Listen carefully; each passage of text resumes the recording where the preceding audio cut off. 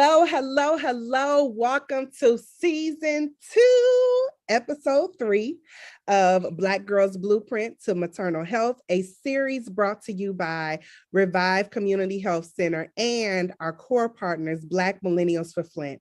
I am your host, Catrina Tillman, Executive Director of Revive Community Health Center, located right here downtown Flint, Michigan. We are excited about tonight's episode. I am so excited to jump into this conversation because I feel like I can relate to this. Today, we will be talking about pregnant pause, honey. Yes, motherhood after 35. Get into it.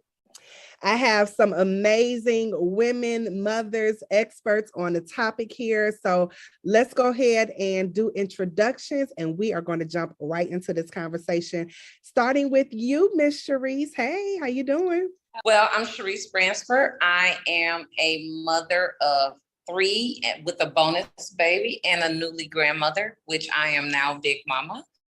I am a Revive worker, health liaison for Revive, and I am a late mom. All right. We love it. We love to see it. Let's go over to Miss Tasha Perry. How you doing? Welcome. Hey. So I'm happy to be here. I'm LaTashia Perry. I am a mom of 6. So I'm so happy to be here to share my story of being a mom at 20 and being a mom at 40, because it is completely different. So I got a lot to say on this topic. Who child, girl? She turned 40 this year too. 40 hits different. It does. I can't wait to get into this conversation. Hey, Miss Shawntae, how you doing? I'm wonderful. Thank you for having me. Hello, everyone. My name is Shawntae Harris Mintline. I unlike Tasha, I only have the experience of being a mom near 40, not at 20. When I was 20, my life was very different. So I am 38, and I am the mother of my first, possibly only son is 2. So yeah. Also an older mom. I love it. We're not gonna call ourselves older moms. We just gonna say seasoned. We're seasoned because none of us look our age. Point blank. That's right. Period. I want y'all that's viewing this, go ahead and just put a little clap emoji, because none of us look our age. You know, you wouldn't know if we could tell you. So let's go ahead and jump right into this conversation. So y'all watch Real Housewives, right? So from Kenya, from Real Housewives of Atlanta to Janet Jackson, honey, 5, 4, 3, 2, 1. Yes. Black women are shifting the culture in terms and the narrative around pregnancy after 35. Times may have changed, but the fear of motherhood later in life is still real. According to the Mayo Clinic, after age 35, there's a higher risk of pregnancy-related complications that might lead to a C-section delivery. The risk of chromosomal conditions is higher. Babies born to older or seasoned mothers have a higher risk of certain chromosomal conditions, such as Down syndrome. The risk of pregnancy loss is higher, according to that source. So let's just talk about what advice and encouragement would you ladies give to mothers who are approaching or are over the age of 35, since we all have walked down that road. What advice would you all or encouragement would you all give? We can just do popcorn style, so whoever wants to jump in first, go ahead. Well, I'm going to say, depending on the pregnancy that you have, this could be after the age of 35. It could be your first pregnancy. It can be multiple, your pregnancies more than once. I would say to those moms is to enjoy it and embrace it. What I would say to those moms is to take care of yourselves. And just because you're 35 doesn't mean that you're unable to have babies. It does mean that you need to watch yourself and be a little more careful on how you navigate during your pregnancy. Yeah. I agree, honey. Embrace it, enjoy it, such is life. Tasha or Shawntae, you guys want to jump in? I would say something similar. Just make sure you embrace it, but also to get lots of rest. And the best way that you can. But the difference is when you're older, pregnancy is just a lot tougher on your body. So it takes a lot more out of you. So get as much rest as you can, but also get out and be active as well. That helped me a lot in my pregnancy. This time is just being able to get out and walk and be surrounded by people who made me feel good about myself and feel happy. Because as you know, people, they tend to say whatever they're thinking. So when they find out you're older and have baby, like, oh, what made you do that? And so just the negative comments, try to avoid people like that. And again, surround yourself with people who make you feel good and feel happy. And I will also say to what you're saying, Shawntae, I don't think that those people mean any harm. And, oh, you pregnant? Girl, it's not the norm anymore, where once upon a time, the norm was waiting until you were married and graduated from college and settled down and you had this perfect air quote life, and you was starting to produce babies in your late 20s, early 30s. And I guess society now have seen that because 35 is the age, that it's looked down as a late pregnancy in life. And I really just don't believe that. I don't think that your age really has a lot to do with it. I think it's your physical and your health and your family history and who you are. When I was pregnant, I didn't know that I was pregnant. I was 35 when I found out that I was pregnant. And I don't know if I'm jumping in, Catrina, too soon, but let me know if I am. I was 35, but I didn't feel 35. I didn't, my health, my being, and all of that was still as that if I was in my early 20s, early mid 20s. But there was complications. And what I found later on after the pregnancy, that it was a family history issue that was going on that I never knew. So I know that we're going to talk about that more in depth, but I would say that you have 35 is not the bad age. I just don't think that 35 is a bad age, but I think that, like you said, Shawntae, is that we have to just be mindful and listen to our bodies and do what our bodies say when we're carrying that extra new person coming into the world. Yeah, and like having babies over 35 is not new. Like my grandmother, my father's mom my father was the youngest of 9 children. So she was having babies for a long time. But I think that, kind of doing like what I've done, which is wait until I'm 35 to get married and then having a baby when I was like 36, 37. I think that's something that people still look at really oddly. And advice I would give to mothers that are approaching 35, I am very glad that I had my 20s baby free, to be very honest. I'm a child free. I feel like I'm just in a much better place now to have a baby. I was not ready 10 years ago, even though 10 years ago a lot of my friends were already having babies. I just was not ready then. And so, if you're 35 or older looking to have a kid, like I think it's a perfect time. I mean, I purposely decided on this path.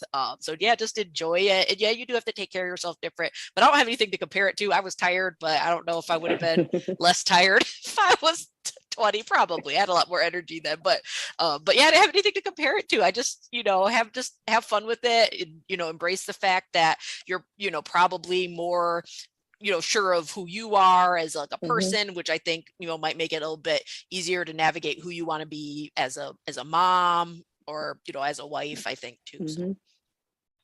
You know what? I would have to agree. First of all, 35 is not old. Okay. Let's just throw that out the door because 35, baby girl, like you are owning your womanhood. You are clear-minded in your career path. You know what you want out of life.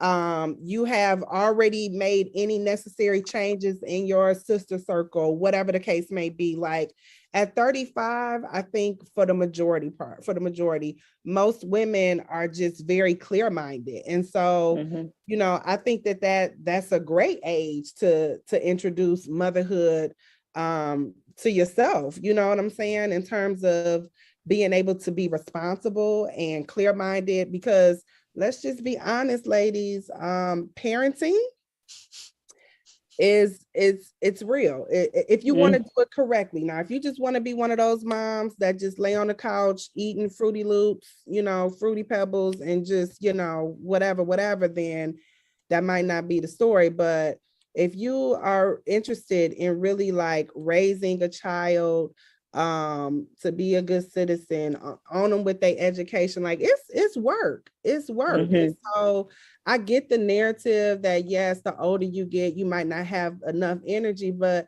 I know someone who had first time being pregnant, had twins at 42.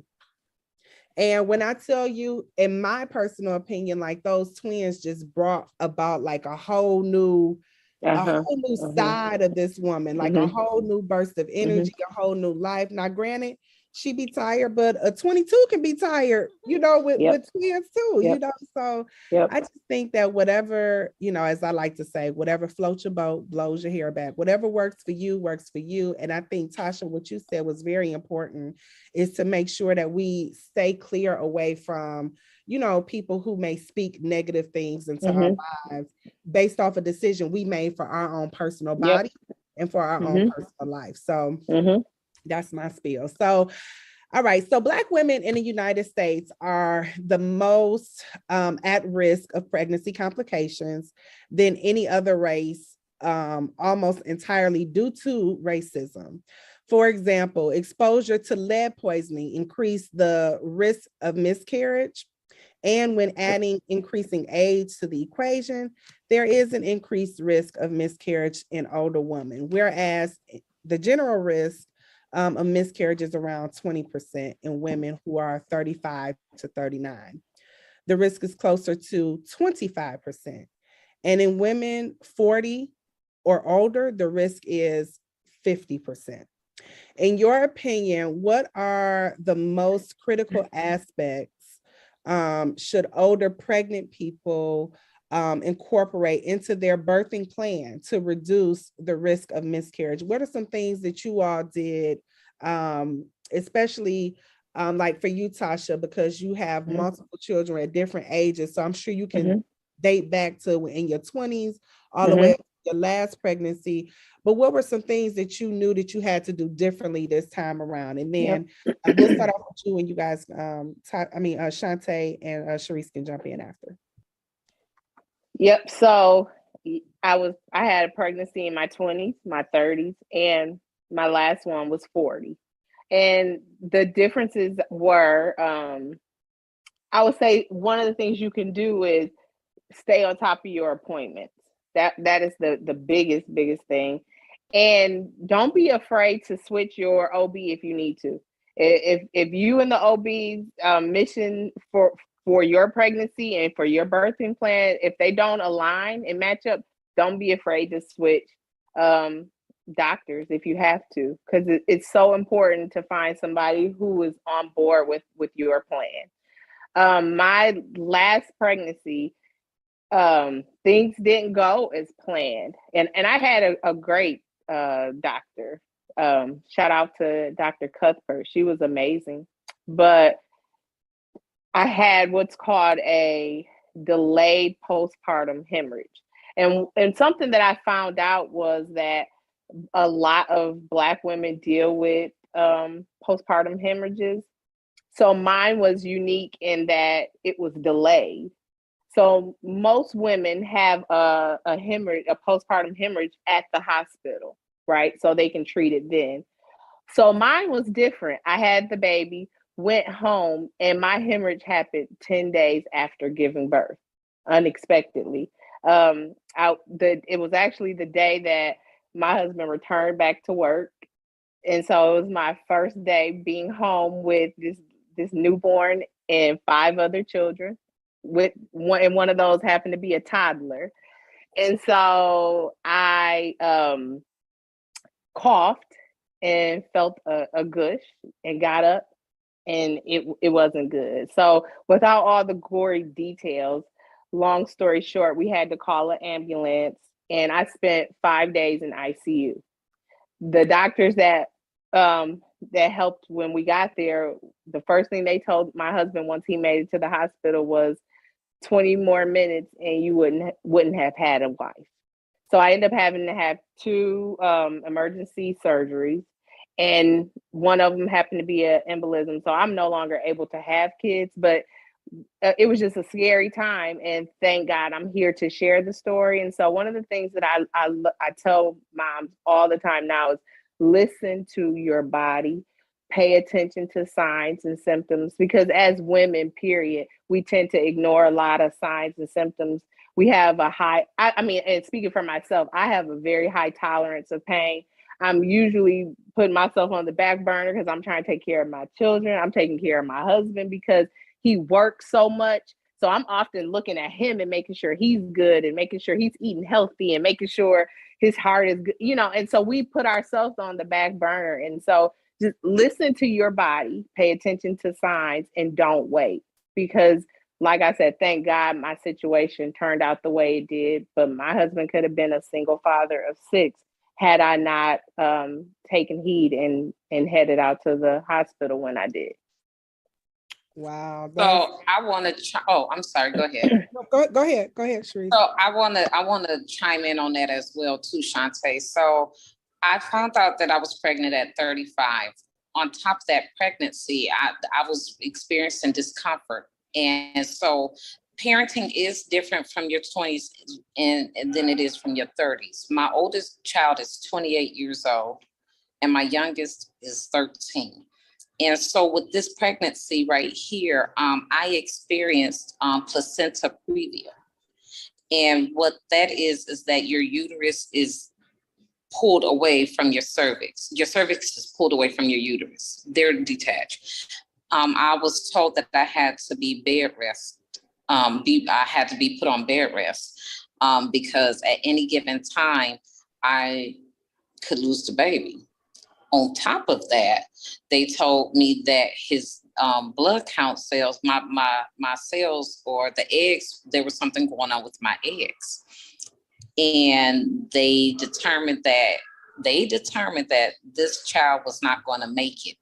I had to make a determination at 24 weeks whether I was going to terminate this pregnancy or go through with it, knowing that he would have some impairments, delays, or a forever child staying in the house with us, taking care of him forever.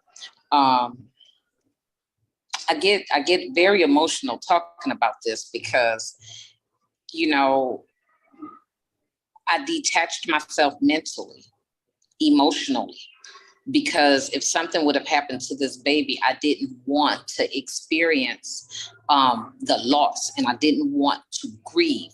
So, which took a toll on me mentally because I wasn't eating. Even though I was going to the doctors, doing everything that the doctors had asked for me to do, they were still waiting to hear my determination. I couldn't eat. So with that, it came to be like, they were like, well, it's your age, it's your eggs. Your eggs are not, your egg must not have been a good egg when the sperm fertilized it. And this is just what happens in older women. And so a geriatric pregnancy, I think that's what they called it. And I'm like, wow. So I did make the determination at 24 weeks to decide to continue the pregnancy.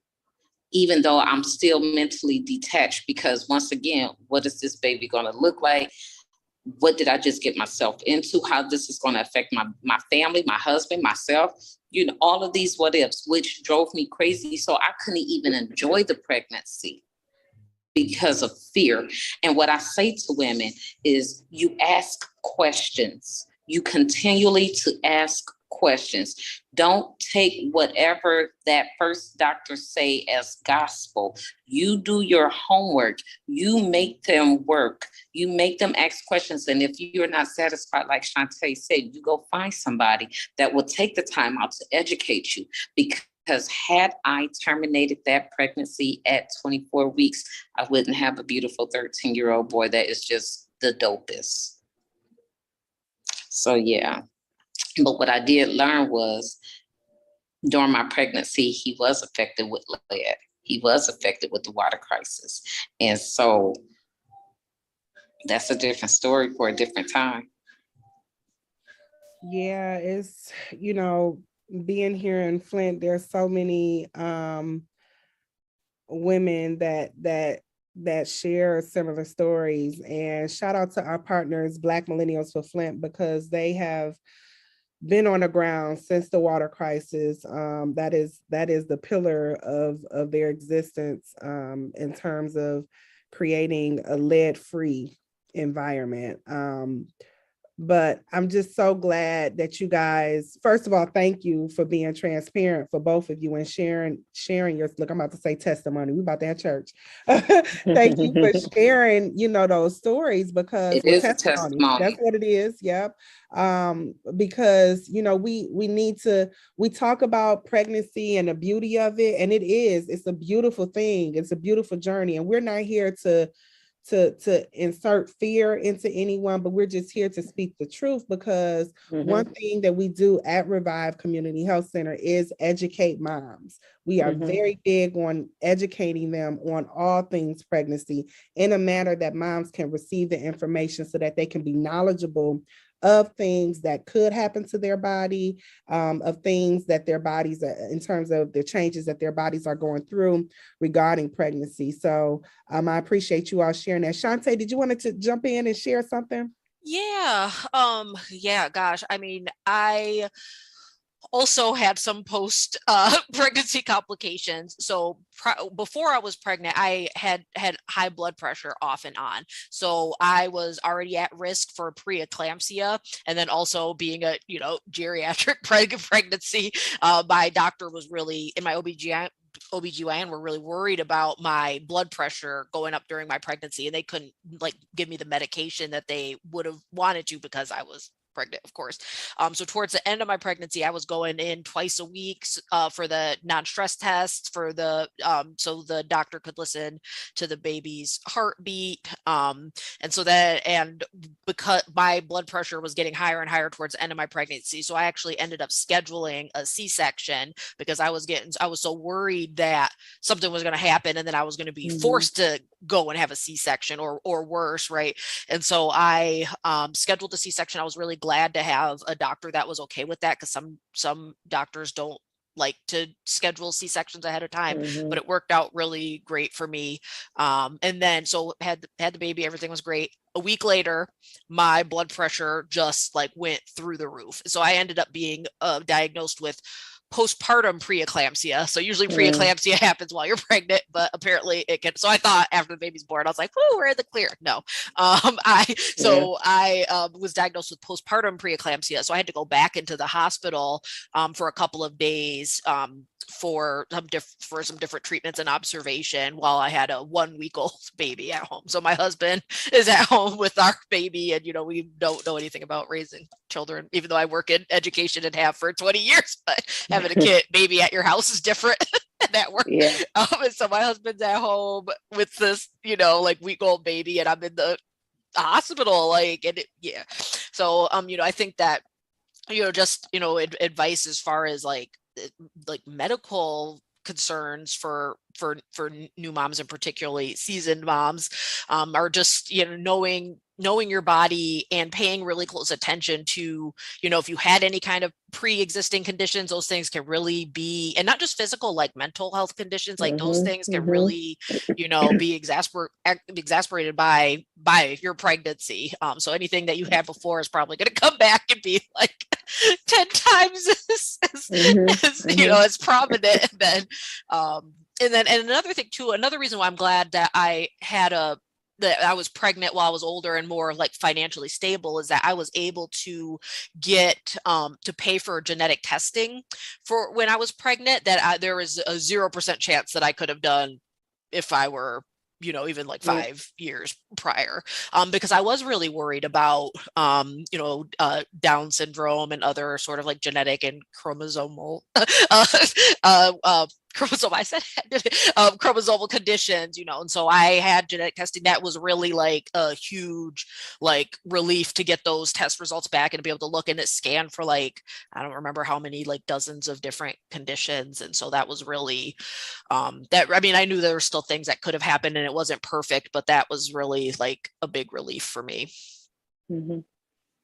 Yeah, I think that, in any pregnancy, you want to take the necessary precautionary steps to make sure that first your health is intact. And this is like, it's amazing to me how like motherhood kicks in before the baby gets here, right? Like you are a mother when you find out that you're pregnant, right? And it's just amazing to me how we are just wired to, automatically house the baby. Even when people, come up to you, hey, how the baby doing? Like they forget, hey, I'm here, I'm carrying, hey, how's the mom, My mom comes over and she's like, where's my baby? I'm like, I'm your baby.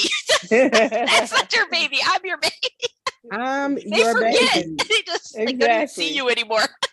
They do. They don't see you anymore. So it's important. And that's one of the things that we do here at Revive with our Revive Village program is we make sure that we check in on the mom, because you have to be well first. And that energy, whatever you're feeling, whatever is going on with your body, like you say, pre-conditions that you may have had, it's important to just, whether you 21, 18, or 42, you need to be in tune with your body. And one of the main things that I hope our viewers take away from this conversation is to listen to your body. Your body is a machine. It will speak to you. It will tell you when something isn't right. And if you ignore those signs and think, oh, it's normal, I'm bleeding after pregnancy, like Tasha was saying, no, that wasn't normal. And she knew like, okay, I shouldn't be feeling this type of pressure, this much blood, this many days after the baby has been born. So you got to make sure that you're in tune with your body. You got to make sure that you're listening to yourself, and again, blocking out those naysayers. And sometimes they can be family members, child. It's like, girl, you 30. Most of the time, they family members. See, most of the time it's family members. They like, you 30 ain't having a baby. How you gonna do this?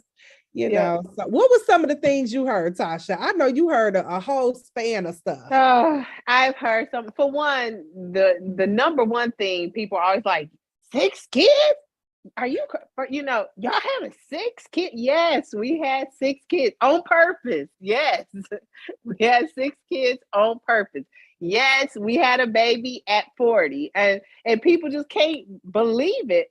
But I'm like, this is what we both of us wanted. This, we happy. We wanted a big family, and I wouldn't change a single thing. And in fact, had I not had the incident, I would be on Facebook announcing baby number 7. Who knows? But I hear so much like, girl, you crazy. I can't. I got 2. I can't imagine 6. And I had 1 and done. I hear that all the time. 1 and done. And I'm like, that's so wonderful for you, but that has nothing to do with me. Oh, go ahead. It's just funny to hear those things, or people will ask us, are those all of y'all kids together? And I'm like, yeah, yes, these are all of our kids together. But if they weren't, like, you really had the nerve to ask that. So we hear it all. We hear it all. As the older mom, I'm okay to say that. Like I said, my oldest is 28. I have one who's getting ready to turn 24 in a few days.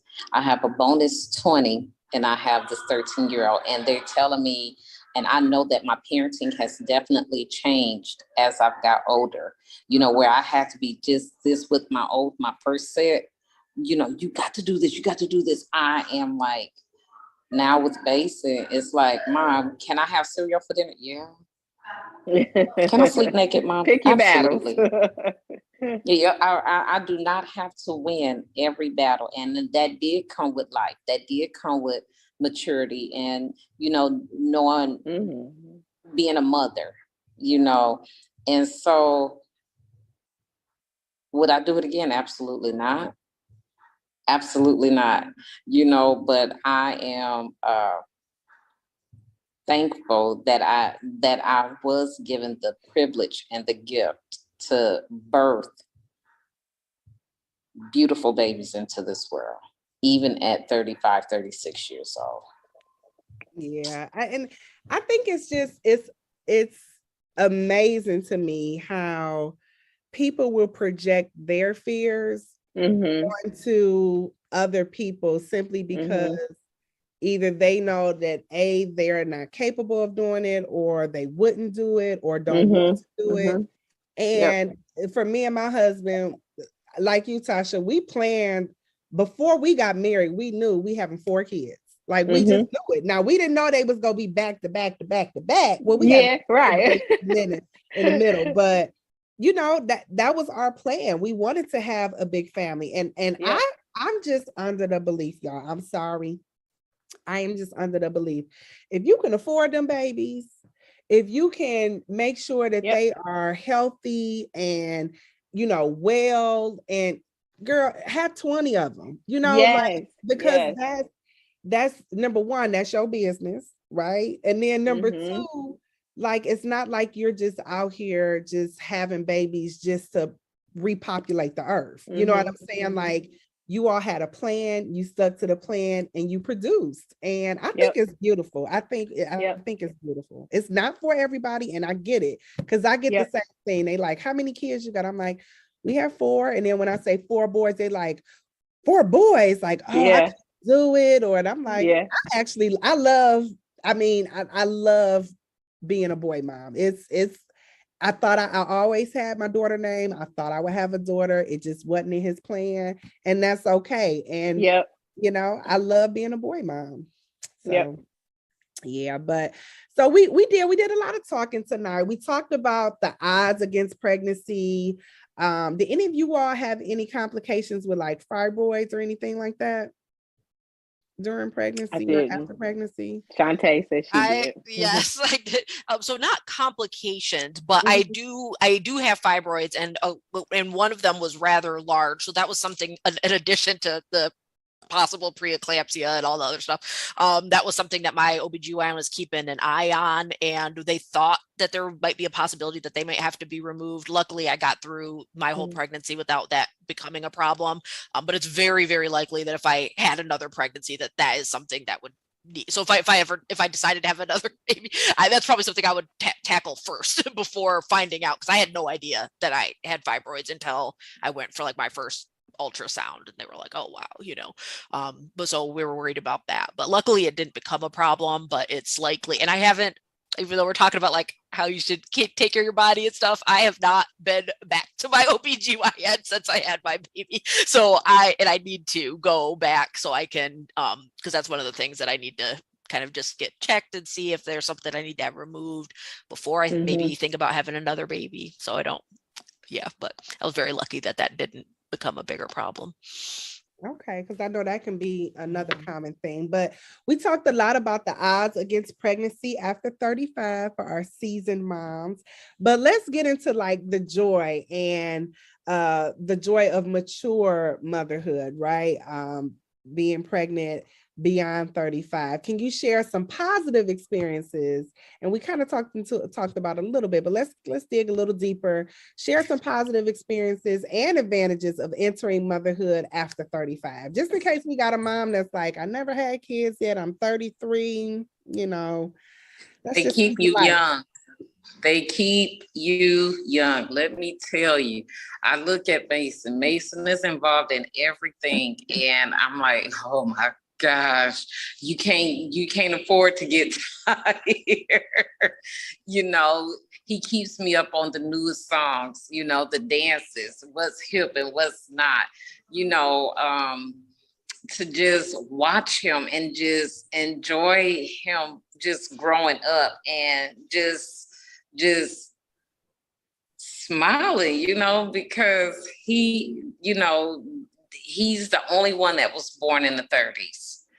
And I was married with this one. So I think that I felt like, you know, yeah, I gave birth to my first set and I love them. I love them. But I do believe God has ordained order, you know, and I got it right. I didn't enjoy it, but after he was born, I have took full advantage of doing the mommy thing, you know, baking the cookies and doing the Rice Krispie treats and let's go do this, let's go do that. So yeah, whereas when I was younger, I didn't see the benefit in a lot of that. So absolutely, that was my joy. He keeps me young. He keeps me on my toes, and I know some dance steps because of him.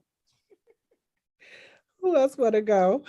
I'll go. Go ahead. No, go ahead, Shawntae. Right. Yeah, I mean, to any hopeful moms or curious baby moms out there, if you don't have any kids yet and you're getting close, you know, 30, 34, I mean, go for it. I obviously, like, my life has changed since I had my son, but there's still a lot about my life that has not changed. So I'm in a PhD program right now. And so I'm still like hustling to you know, go to school. Yep. I have to go, my program that I'm in is in Kansas. I'm a student at Kansas State, and I have to go to Kansas for a week over the summer. My husband and our toddler came with me. When I travel to present at conferences, my husband or my mom brings the baby. It was not baby anymore, he's 2 now, but brings him with us. We're going to New Orleans over winter break, and we're bringing the toddler and my mom so she can watch him, well, so we can go out and have some fun, but also bring him. So we stay on the move. And he just is, you know, he's along for the ride, and he really has like adapted to our lifestyle quite a bit. And I think that's easy to do because we were, you know, been kind of doing our thing for a while. And so I think he's just it's a lot of fun. He just, you know, he has fun with our friends. He has fun staying in hotel rooms. He's been like, took the train to Chicago. Like, they, you know, really do just, I mean, he's just like, yeah, this is what my life. Sometimes I wonder, I'm like, I wonder what he thinks about his life. Like when we take him somewhere and he's just like, whatever. And you know what, Shawntae, I'm going to jump in on that because Mason has so many privileges that the other two didn't have when they were younger. You know, the trips, you know, first of all, he has older siblings that can fly him to LA, which that's what they've done. Flew him to LA, come to pick him up to take him to Chicago, drove to, you know, he has those older siblings that he can actually hang out with, and that, like, if I'm not doing it, like I refuse to pay X amount of dollars for some shoes, he'd call his brother, you know, or he'll say, Leisha, can you do this for me? And they're doing it. This girl then sent him an Amazon box full of junk. I mean, that is the joy of being a young child. And it takes a little pressure off of me because, you know, I want him to have a good relationship with his siblings. And so if they're going to step into those kind of roles, listen, honey, let them do that. And you just chill with that. So enjoy that. So yes, that's another thing that I enjoy too. Yeah, you wanted to add? yeah, I do. We always say we have 3 sets of kids. So we have our 2 oldest, they're 20 and 18. And then our next set is 12 and 9. And then the next set is 6 and 1. And so similar to what Cherese said, those older 2, we was broke. Okay. So they they got to see us when we had nothing, living in a 2-bedroom apartment and struggling. Look, trying to figure out who was going to drive the car to work because we only had 1 car, and we weren't able, we still, but they never knew that we were struggling. They never knew that. And then the next set, they got to see a better life, and now this last set, they wouldn't know struggle if it hit them in the face, you know. So Nope. it's completely different now, and it's just a completely different life. But also, I think when people say that time literally just goes in a blink of an eye, it truly does. And so I've always enjoyed being a mom, always wanted to be a mom. But with those first 2, I was just trying to make sure everything was perfect, make sure I got it right. And now I'm able to slow down and truly enjoy my children and my family, because I know that 20-year-old, I just had him. And I'm like, how did you turn 20? When did this happen? I just had you. And so at 41, I am more relaxed. I am more intentional with the time that we spend together. I am more intentional with the time that I allow to pull me away from them. Everything is about them, because I know that the days that we are in now will be memories soon. And so I'm just really I'm all in. And it doesn't stop anything. Me and my husband still have our time together. I have a booming business in spite of having kids. So the people think that kids stop your life, and they really have just added to my life and are the inspiration behind everything that I do now. So yeah, I wouldn't change anything. That is so well said. As each of you are talking, I'm just thinking about myself, like literally to like a few weeks ago, I posted on my Facebook page, just like back down memory lane. I was looking at some pictures in my phone, the kids, and I'm like, wow, like I remember. And sometimes as mothers, we want our children, like, oh, I wish they could stay this age. Like I'm actually embracing and enjoying the process of watching them grow and develop and just kind of like coming into their own. Like that. My boys are from 13 to 5. So we have a 13, a 12, a 10, and a 5-year-old. And it's just amazing just to see each of them develop and come into their own. But to your point, they definitely keep you young.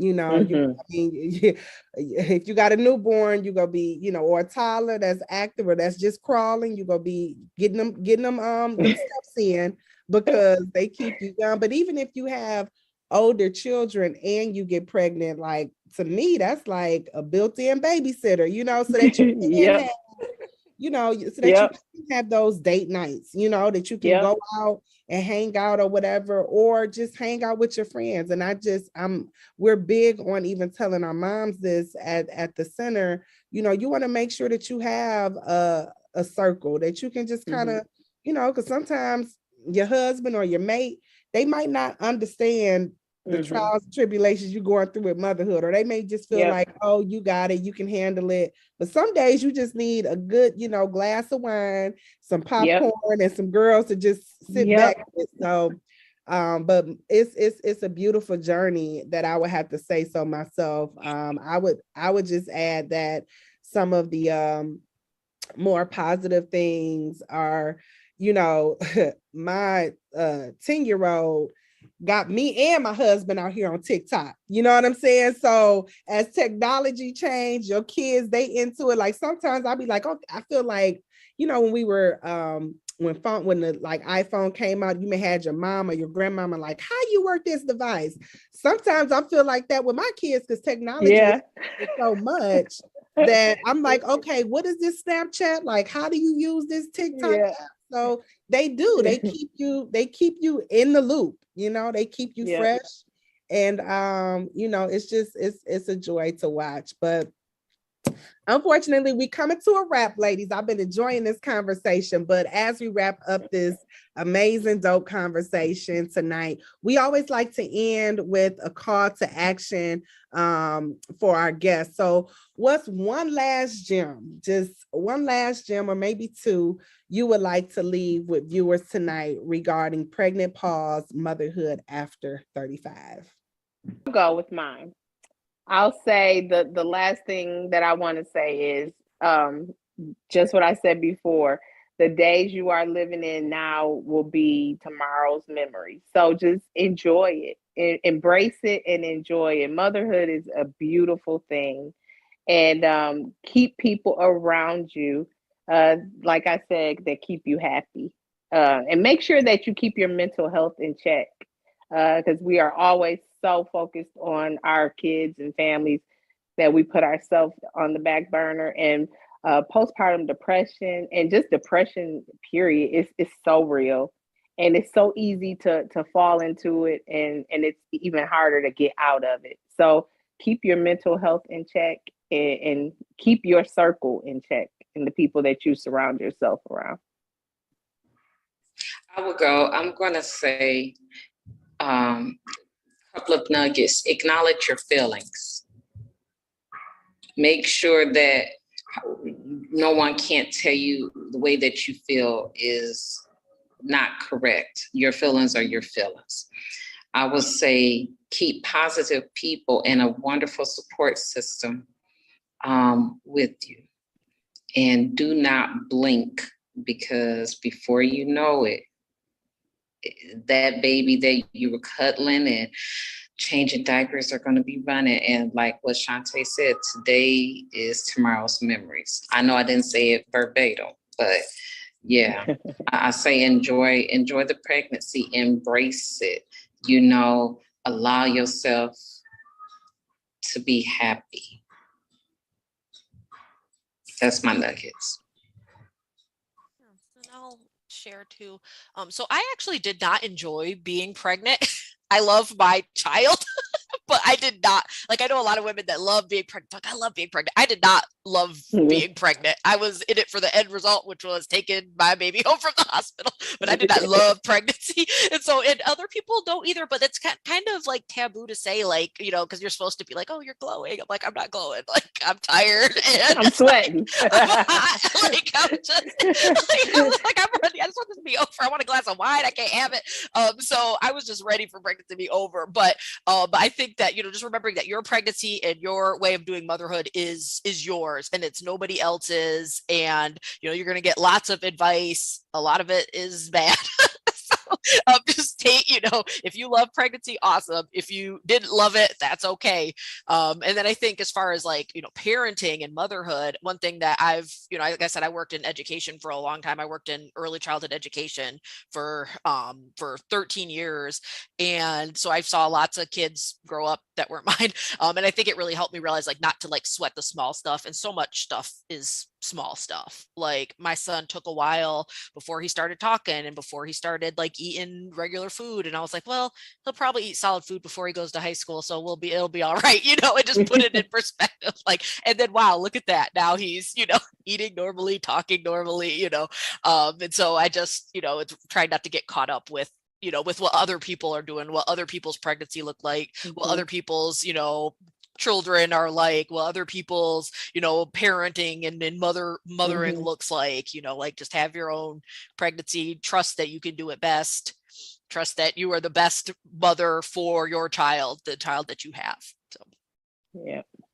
I love all of those nuggets. I would just add my contribution in terms of nuggets is you are the expert of your body. You are the expert of your body.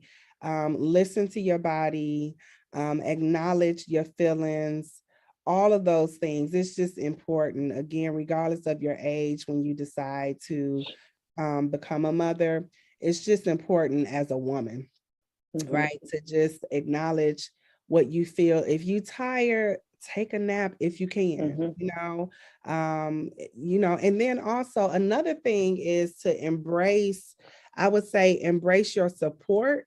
I know sometimes as a new mom, we feel obligated to do everything because we feel that responsibility, right? We've carried that responsibility literally. And sometimes when you are blessed enough to have that support system, baby girl, use the support system. If it's a grandma, a maid, a spouse, whatever, a friend, a coworker, if somebody wants to be there for you and you feel comfortable with them being with your child, your newborn baby, that's time for you to get a nap. That's time for you to do cooking, to clean, whatever the case may be. So embrace your support and be vocal with your support system. Let them know what you are in need of. Let them know I'm just not feeling well. I'm not feeling okay about, when the baby cries, I feel this kind of way, whatever it is, you want to make sure that you have an outlet because motherhood, sometimes you can feel like it's just you and the baby and you can't really communicate with the baby because the baby is just gaga goo-gooing, make sure that you have that outlet where you can, have a safe space to feel comfortable at. And if you're here in the Flint, Genesee County, allow us here at Revive to be your outlet. We service pregnant women locally here in the Flint and Genesee County through our Revive Village program, where we help mitigate the increasing numbers of maternal infant mortality through our Revive Village program. It is a free program. So I want to definitely, as we wrap up, I like to thank our panelists for sharing your wisdom, your testimonies, your nuggets, all the things that you guys shared tonight. I truly appreciate it. And I know without a shadow of a doubt, our audience, our moms appreciate it more importantly. To learn more about our services at Revive, please check us out on Facebook. Make sure you are following and sharing even this live right now. Get this message out. Follow us on our Facebook page, and you can always check us out on our website, revivechc.org. Next month, listen, this is why you got to follow the Facebook page, because you'll be able to see. But when I tell you next month, I'm excited about that conversation. For that episode of Black Girls Blueprint to Maternal Health, we will be discussing Pretty Healthy, the impact of toxic beauty products on Black motherhood. And y'all know we like to put on a little lip gloss, a little eyeshadow, a little mascara, but let's go ahead and talk about those healthy products, especially while we're carrying our little bundles of joy. And as always, please, again, share this episode. Make sure y'all go follow and engage with our partners, Black Millennials for Flint. They are doing amazing things, not only here in the city of Flint, but across the country to make this country a lead-free environment for all. So I want to thank you all again for joining us. Thanks again to our guests and for you all tuning in. You all have a great night. We'll see you next month. Thank you.